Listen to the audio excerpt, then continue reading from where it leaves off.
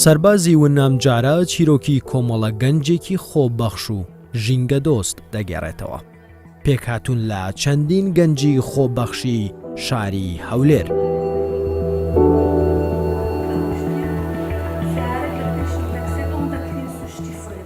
پێش هەر کارێکیان گروپەکە کۆ دەبنەوە و بە هەرەوەزی پلانی کارەکەیان دادەڕێژن.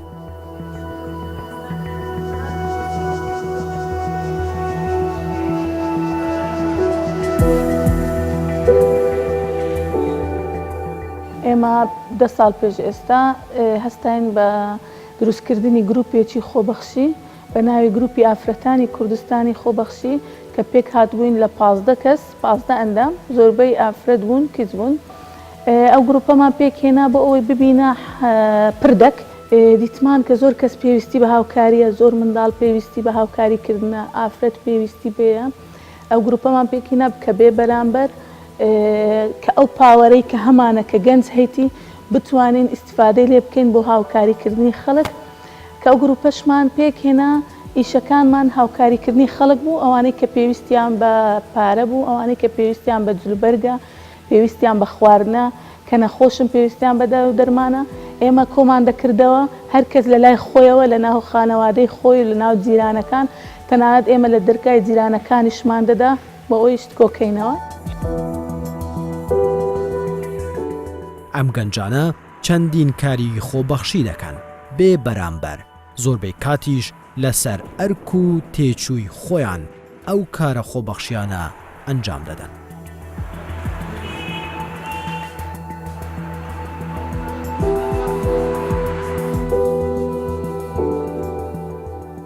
ئەو گروپە وردە زیادی کرد کە بۆ چەند خۆبەخشیکەش چەند گەنجی خاوەن پاوەر و تاقا، چەند گەنجی ئیشکەر خاوەن بیرۆکەی نوێ هاتە ناو گروپەکەمان. تاکو ساڵی 2017 بەو گروپە کارمان کرد. لە 2017 بە فەرمی ڕێکخراومان دروست کرد، توانیمان کە بڕوانامەی ڕێکخراو بەدەست بێنین. چەند ئیشی ژینگەمان کردووە، هاوکاری مرۆیمان کردووە، دابەشکردنی ئازوقا، دابەشکردنی جلوبەرگی قوتابخانە وەکو پردێک، یعنی بەبێ بەرامبەر وەکو خۆبەخش ئیشمان کرد لە بۆ خەڵکی. ئێمەش دەمانەوێت کە بگەینە هەموو کەس کە ئێمە دەمانەوێت فەرهەنگی خۆبەخشی لە کوردستان بەگشتی ببتە کەلتورێک.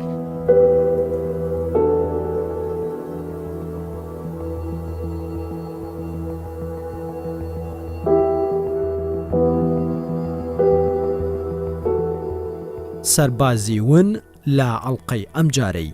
چیرۆکی خۆبەخشی ئەم گەنجانە دەگێڕێتەوە کە چۆن خزمەت بە ژینگە دەکەن و دەستی هاوکاری بۆ لێقەوما و کەم دەرامەتەکان درێژ دەکەن.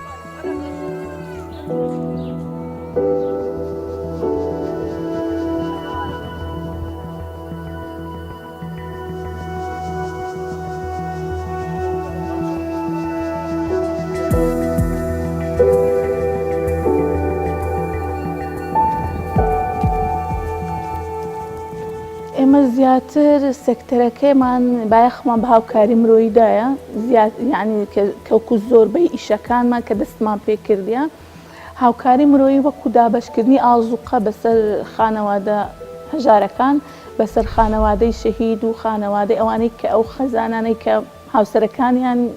کۆچی کردویانی هاوسەریانە، بەسەر ئەو منداڵانەی کە پێویستیان بە هاوکاریە. ئێمە بە پێی وەرز و بە پێی بۆ نمونە لە زستان هەڵدەستین بە دابەشکردنی کەلوپەلی پێداویستی زستان وەکو نەوت و سۆبە و بەتانی و جلی زستانی لە هاوین پێداویستی هاوین. کاتی قوتابخانە بۆ پێداویستی قوتابخانە ئێمە سەردانی ماڵی بێسەرپەرشتان دەکەین، سەردانی ماڵی بە ساڵات چوانمان کردیە زۆر جار، یعنی وەکو کە شتێکی دائیمی سەردانیان دەکەین. لە کاتی بۆنەکان، لە کاتی جەژن، لە کاتی نەورۆز، لە کاتی ڕۆژی دایکان، لە کاتی ڕۆژی منداڵان ئێمە هەڵدەستین بە هاوکاریکردنیان و بردننی دیاری لە بۆیان.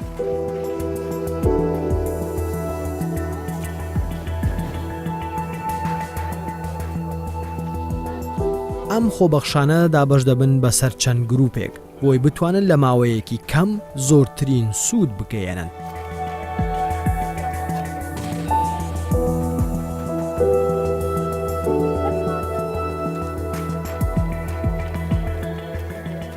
ئێمە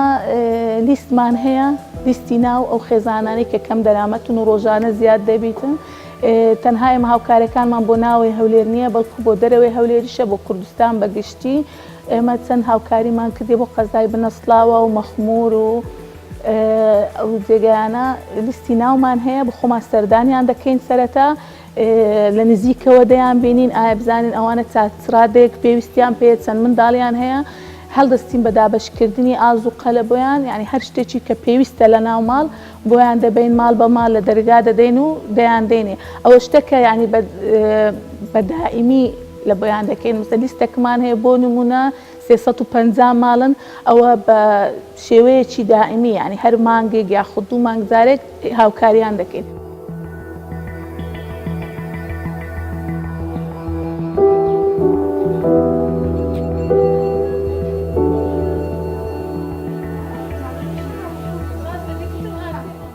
ئامانجیمە ئەوەیە کە بتوانین هاوکاری خەڵک بکەین، دەستی هاوکاری درێژکەین بۆ هەر کەسە کە پێویستی بە ئێمەیە، ببینە پردێک لە بینی ئەو کەسانی کە پێویستیان بە هاوکاری و ئەو کەسانی کە دەتوانن هاوکاری بکەن، بۆ خزمەتی کوردستان بکەین بە ڕۆحەچینەتەوە یانە هەر تاکێکی کورد، خزمەتی هەر تاکێکی من لە لامان گرنگ نییە، کچە کوڕە منداڵە گەورەیە، هەر کەسێک پێویستی بە ئێمە بێ، ئێمە ئامادەین بە هەموو شێوەیەک خزمەتیکەین.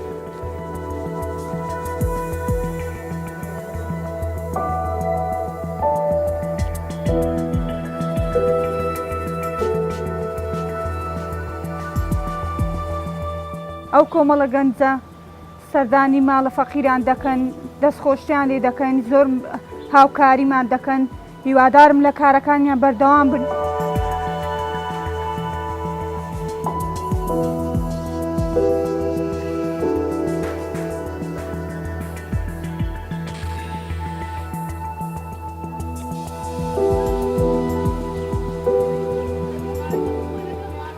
ئێمە وەکو ڕێکخرا و سیکتەری ژینگەیمان هەیە و زۆرش بایەخی پێدەدەین، چونکە بەڕاستی گرنگترین شتە لە ژیان ژینگە واتە ژیان. ژینگە ئاوە، هەوایە، ئەرزە. ئێمە لە بواری ژینگە کارمان کردیە، گرنگترین شت لە لای ئەمە هۆشداریکردنەوەیە، ڕێنماییدانە لە بۆ خەڵک کە ژینگە بپارێزن، دەرەوە بپارێزن، چۆن ماڵی خۆتان بە پاچی ڕدەگرن بپارێزن، چونکە ژینگە واتە ژیان. ئێمە ئیشی ژینگەی هۆشیارکردنەوەمان کردیە لە بۆ خەڵک، پاکردنەوەی هەولێر و دەوروبەری هەولێر و کاتی سەیرانەکان وەکو خۆبەخش ئێمە گروپی مە پاکمان کردیتەوە، چونکە گرنگترین شت لە ژیان ژینگەیە.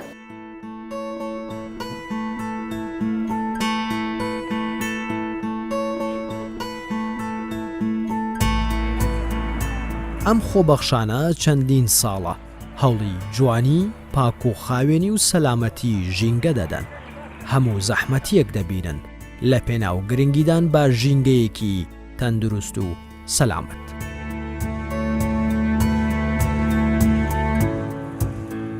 چونکە مانەوەی مرۆڤایەتی بەندە بە هەبوونی ژینگەیەکی خاوێن و تەندروست.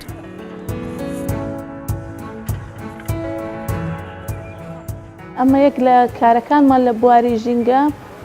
هەستاین بە چاندنی نەمام و دار و درەخت و گوڵ لە پایتەخت لە چەند جێگایەک، چونکە چاندنی نەمام دار و درەخت زیادبوونی ئۆکسیجین و ژیانە، ئەوە بە ئەرکەچی خۆمان دەزانین وەکو هەر تاکەچی کورد کە بتوانین وڵاتەکەمان و نیشتیمانەکەمان جوانتر پیشاندەین، بتوانین ژینگەیەکی جوان و ژینگەیەکی تەندروست دروستکەین.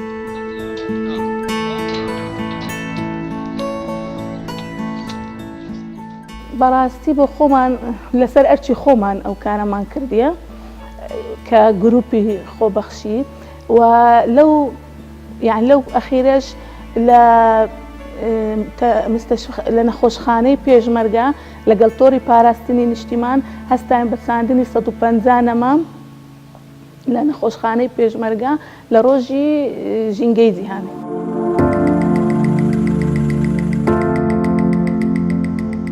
ئێرە شاری هەولێرە لەم شارە چەندین دام و دەستگای پەیوەندیدار لە ژینگە و شارەوانی و ئاوەڕۆکان لە هەوڵی بەردەوامدان بۆ خزمەتکردن بە ژینگە. هاوکات خەڵکانێک و چەند ڕێکخراوێک هەن کە بوونەتە تەواوکەری ئەرک و کاری حکوومەت و ڕۆڵی بەرچاو دەگێڕن لە پاراستنی ژینگە. تاوانەوانە کۆمەڵە گەنجێکن لە کوڕ و کچ پێکاتونە ماوەی نزیکەی 10 ساڵ دەبیتن کاری خۆبەخشی ئەنجام دەدەن، کاری مرۆیی ئەنجام دەدەن، ڕێکخراوێکیان هەیە بە ناوی ڕێکخراوی ڕۆژگاری کورد بۆ هاوکاری مرۆیی. کارەکانیان ئێمە ئەوەی ئاگداربین لە نزیکەوە کاری زۆر باشیان ئەنجام داوە، بە تایبەت لە ناو کەمپەکانی ئاوارەکان، لە گەڕەکە هەژار نشینەکانی شاری هەولێر، لە یارمەتیدانی خەڵکی هەژار و با بڵێنە ئەو کەسانی کە پێویستیان بە هاوکاری هەیە لە ڕووی ژینگەیەوە کاری چاشیان ئەنجام داوە، چالاکیەکانیان بەردەوامە بە تایبەت لە وەرزەکانی بەهار لە ڕێی خاوێنکردنەوەی ئەو سەیرانگایانەی کە خەڵک ڕووی تێدەکاتن. طبعاً ڕێکخراوی ڕۆژگاری کورد کە بەڕاستی چەندین گەنجی لە خۆگرتووە ئەوانە بەبێ ئەوەی کە بە خۆبەخشی کار دەکەن سوپاسیان دەکەین ئەو هیواداریشین کە چەندین ڕێکخراوی تروە دروست بکرێ بۆی کە گەنجەکانمان بێ ئیش و کار نەبن بتوانن خزمەتێک و هەم لە ڕووی ئاینیەوەش کە بتوانن دڵەکی گەورەیان بۆ دروست بێ بۆی کە خزمەتێک شەرنیە خزمەتەکە بە مقابل بی بەبێ مقابل دەکرێ و خزمەتەکەش وا دەکا کە ڕووی نیشتیمانیشمان بەهێزتر دەکا لەبەرەوەی کە ئەتوو دڵێکی یان ڕۆحەکی نیشتیمانیت هەبێ بتوانی کە خزمەتێک بکەیت. ئەمە چەندین گەنجمان هەیە خۆیان وەکو خۆبەخش اختیار کردێ بۆی کە بتوانن ئەو شار و شارۆچکەکان کە خەڵک ڕووی تێدەکا بۆی مەسایفەکانمان بۆ خاوێنکردنەوە و بۆ خاوێنکردنەوەی ناو شاری هەولێر و گشت شارەکانی هەرێمی کوردستان و هەروەها هیوادارین کە ئەو گەنجانە بتوانن هەم پەرە بە خۆیان بدەن هەم پەرە بە ئیش و کارەکانیان بدەن بۆ ئەوەی کە ئایندەیەکی کوردستان و ئایندەی خۆشیان بەرەو گەشتر ببن.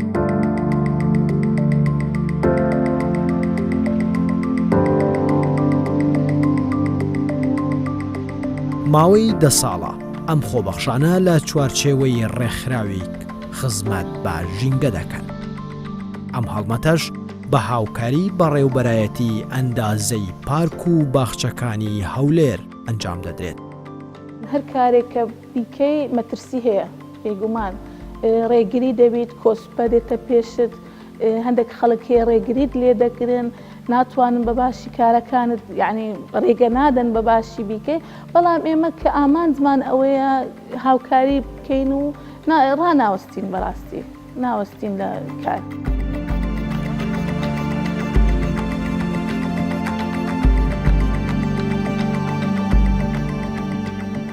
ڕاستی زۆر زەحمەتە کارەکەمان چونکە بەڕاستی ئەو کاری ئەمە دەیکەین ئەمە لەلایەنی معنەوی لەلایەنی کە خۆبەخشی بەلامانەوە چونکە بە خۆمان حەزمان لەیە بە خۆمان پێمان خۆش ئەو کارە زەحمەتی نابینین بەڵام کە ئێمە سپۆنسەرمانێ سەپۆرتمانێ ناحەی مادی ئەو پرۆژانەی ئەمە دەیکەین ئەو چالاکە ئەمەکە پێویستی بەڕاستی بە ناحەی مادیە زیاتر زەحمەتەکە لێرەیە. زەحمەتەکە لەو تاقینێک کە ئێمە سەرفی دەکەین و ئێمە دەڕۆین کارەکان دەکەین بەڵام لە ناحەی سپۆنسەر و لە ناحەی سەپۆرت زەحمەتەکە لێرەیە بۆ ئێمە.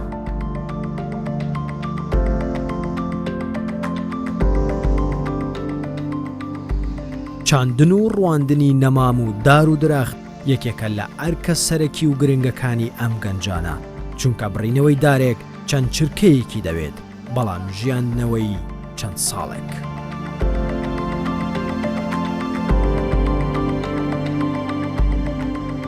لە ناو باخچە و شوێنە گشتیەکان و شۆستەکان دەبنە تەواوکەر و هاوکاری ئەو کرێکارانە دەکەن کە گەورەترین خزمەت بە دار و درەخت و سەوزایی شارەکە دەکەن. ئێمە وەکو گروپی خۆبەخش ویستیتمان ئەو پاکردنەوەی ژینگە ببتێ کەلتورێک لە بۆ هەموو تاکەکەی کورد هەر کەس لە لای خۆی بتوانێت ئەو جێگەی کەلێتی پاکی کاتەوە پاچی ڕاگری لە جادەکان تەنانەت ئێمە لە جادەکانیش هەر کاتێک کە پێویست بووە کە لەوێ تێپەڕینە مەسەلەن بۆ نمونە لە جادەی شستی کە لەوێ تێپەڕمان کردێ زبلێکمان دیتیان کەسێکمان دیتێ شت فڕێدەدا ڕێنماییمان کردیە بۆ خۆمان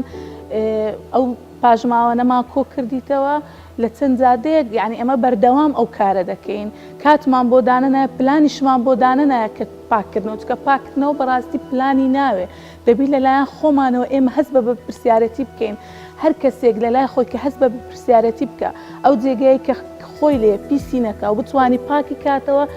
ژینگە بە جوانترین شێوە و تەندروستترین شێوە چاک دەکرێت ئەنی ئەوە دەبێ ببتە کەلتورێک لە ناو کۆمەڵگای ئێمە.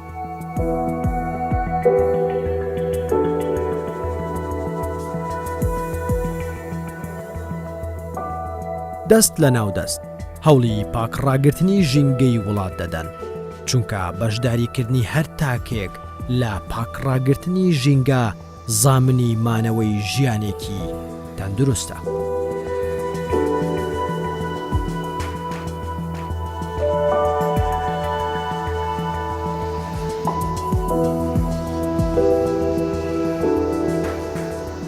من دانیال لەگەڵ ڕێکخراو لە 2009 کاری خۆبەخشی دەکەین لەسەر سێکتەری ژینگە و ئافرەت ژن زۆر فۆکسمان لەسەر ئەو سێ سەکتەرە هەبووە و کاری زۆر جدیشمان کردووە و ئەو سێکتەرانە بەبەلا ئێمە ئەولەوێت بووە و کارەکانیشمان بڵێ بڵاوکردنەوەی ڕووەکەکانە بۆ ئەوەی ژینگەیەکی تەندروست لە کوردستان بەرهەم بێنین و هەڵیشمان داوە لە ڕێی نامیلکە لە ڕێی گفتوگۆکردن لە خەڵک بۆ ئەوەی ژینگە بپارێزن لە کاتی ڕۆیشتن بۆ سەرێگاگان و سێکتەری ژنانیش و هەوڵماندا زۆرترین چاڵاشیان لەگەڵ بکەین چ لە هەشتی مارچ چ لە ڕۆژەکانی تر و بە بەردەوام فۆکسمان لەسەر مەسەلەی ژن بووە و بۆ ئەوەش دەستەواژەی بێوەژنمان خەریکە بگۆڕین بۆ بێ هاوژین و ئەو دەستەواژەیە کە بە بەردەوام بۆ تەشیکردن و دڵهێشاندنی دایکان و خوشکان و ژنانی ئێمە بەکار هاتووە.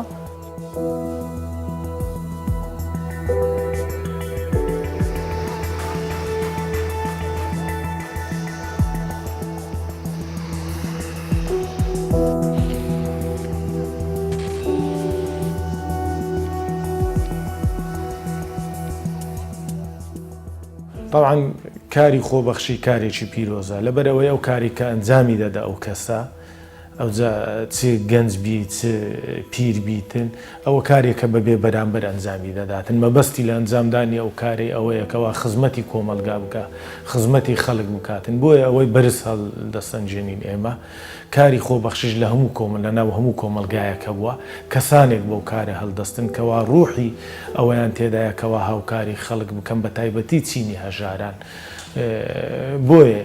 ئێمەش هەردەم لەگەڵ ئەو کەسانەداینا ئێمە هەردەم هاوکاریان دەبین ئاسانکاری بە پێی ئەوەی کە وەکو حکوومەت بە پێی ئەو توانایی لە بەردەستی ئێمەدا ئەمە بەردەوام ئەو چ ڕێکخراو بیتن چ وەکو تاکە کەسیبی وەکو کۆمەڵ بیتن کە سەردانیان کردنە مەبەستیان ئەنجامدانی کاری خۆبەخشی بووە ئێمە هیچ کاتێک درێغیمان نەکردووە هاوکاریمان بۆ کردوونە ئاسانکاریمان بۆیان کردووە دەستخۆشیشمان لێ کردوونە زۆر جارکە ئەو کارە نە ئەنجام دەداتن کە لە ئەنجامدا بە بەرژەوەندی کۆمەلگا دەگەڕێتەوە. من وەکو گەنجێک لەو نیشتمانە ماوەی 10 ساڵ زیاتر کاری خۆبەخشی دەکەم سەرەتا وەکو گروپێک دەستمان پێکرد لەگەڵ چەند کۆمەڵە گەنجێک و چەند هاوڕێکارمان وەکو گروپێک کاری خۆبەخشیمان دەکرد ماوەیەکە لەگەڵ ئەم گروپە کار دەکەین ئامانجمان بەرەو پێشبردننی شارەکەمانە و پاگڕاگرتنی من خۆبەخشیم ماوەیەکە کار دەکەم ئامانجم هەیە وڵاتەکەم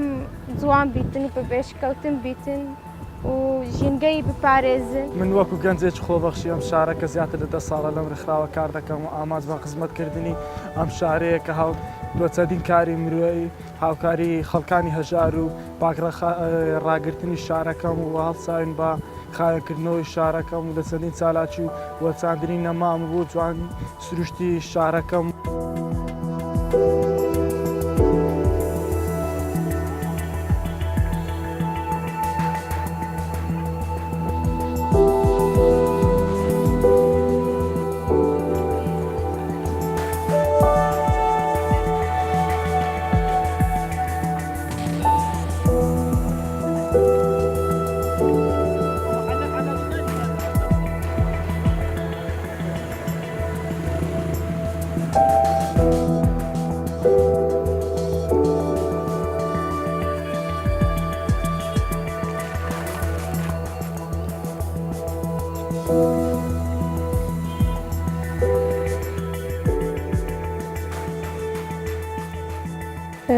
لە بواری ژینگە بۆ پاک و خاوێنی ژینگە ئێمە وەکو گروپێکی خۆبەخش هەستاین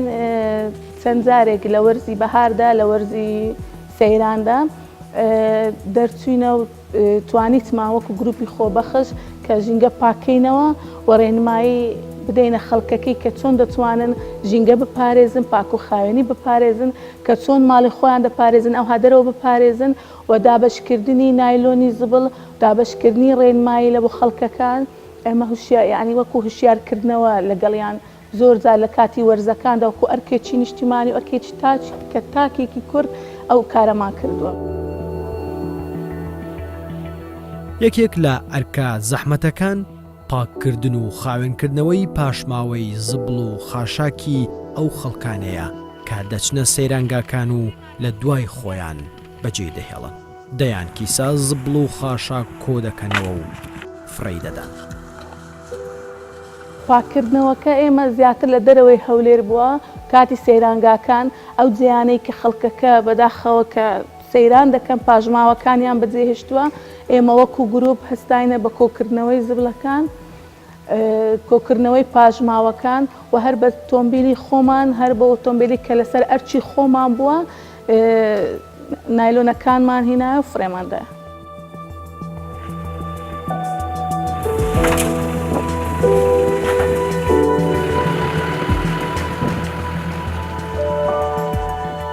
ئێمە هەستان بە 2-3 هاوکاریکردن بۆ قەزای مەخمور و تقریبان بۆ 180 ماڵەکانی مەخمور هەستان بە دابینکردنی بەتانی و سۆبە و جلوبەرگ و ئارزوقە بۆ گەرەکەکانی ناو شاری هەولێر وەکو گەرەکی سەیداوە و تەیراوە و گەرەکی عەرەبان و کوران و کورانی مەخمور دابەشکردنی ئازوقە و جلوبەرگ و پێداویستی ناوماڵ سەردانی ماڵی بێسەرپەرشتارمان کردیە بردننی خواردن بۆ منداڵەکان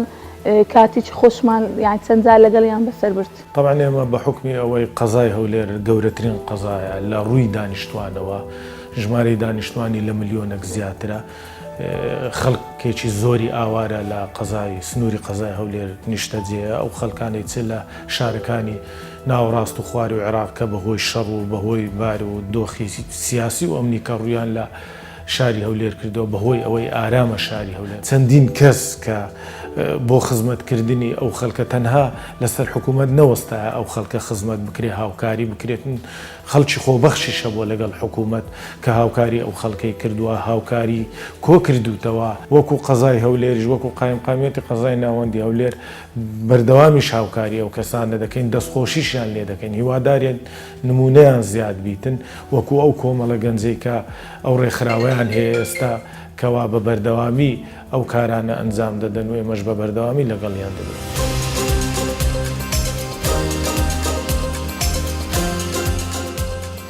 ئەوە دیاری بەرنامەی سەربازیونە لە کەناڵی کوردستان 24